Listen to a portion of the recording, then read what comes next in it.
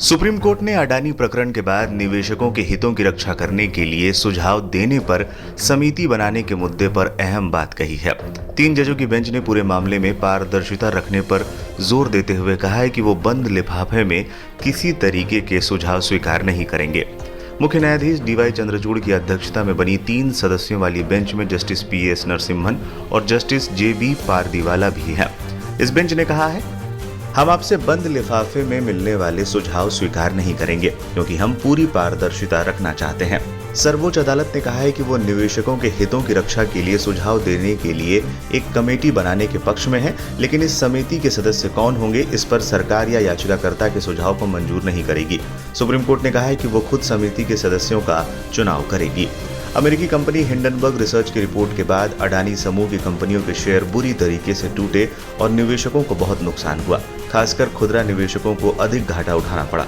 इसके बाद केंद्र सरकार इस पर राजी हो गई है कि एक समिति बनाई जाए जो निवेशकों के हितों की रक्षा के लिए स्टॉक एक्सचेंज में जरूरी सुधार या बदलाव के लिए सुझाव देगी।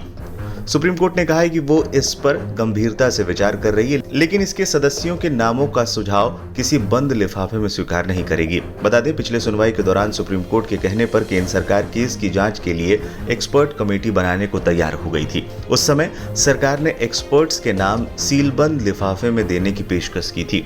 इस मामले में अभी तक 4 जनहित याचिकाएं दायर की जा चुकी हैं। ये याचिकाएं एडवोकेट ML शर्मा, विशाल तिवारी, कांग्रेस नेता जया ठाकुर और सामाजिक कार्यकर्ता मुकेश कुमार ने दायर की है।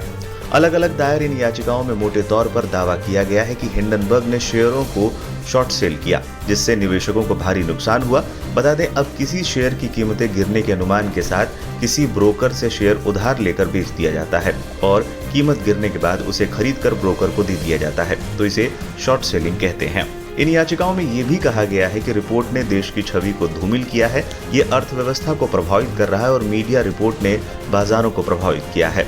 इस पूरे मामले की शुरुआत 24 जनवरी को हुई थी, जब हिंडनबर्ग रिसर्च ने अडानी ग्रुप को लेकर एक रिपोर्ट प्रकाशित की थी। इस रिपोर्ट में आरोप लगाया गया था कि अडानी समूह की कंपनियां लंबे समय से स्टॉक मार्केट में गलत तरीके से अपने शेयरों की कीमतें बढ़ाई हुई हैं और अकाउंटिंग में धांधली कर रही है।